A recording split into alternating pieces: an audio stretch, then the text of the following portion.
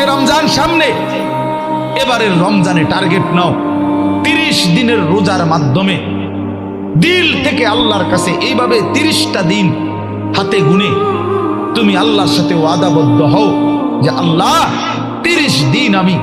রোজা রাখবো। এবং যৌন চাহিদা, লজ্জাস্থানের চাহিদা, অশ্লীলতা, বেহায়াপনা, নর্তকী, নাচ গান, উলঙ্গ ছবি দেখা, নারীকে নিয়ে চিন্তা ভাবনা, মেয়েকে নিয়ে অশ্লীল চিন্তা ভাবনা, অবৈধ কোনো প্রেম সম্পর্ক, হারাম কোনো রিলেশন, এই সব ত্যাগ করে বন্ধু 30টা দিন মনোযোগ দিয়া রোজা রাখো, তারাবি পড়ো, ইফতার করো, সাহারি করো, তাসবিহ পড়ো, তেলাওয়াত করো, কোনো আলেমে দ্বীনের সাথে উঠা বসা করো, ইমাম সাহেবের সাথে সম্পর্ক করো। ইনশাআল্লাহ দেখবা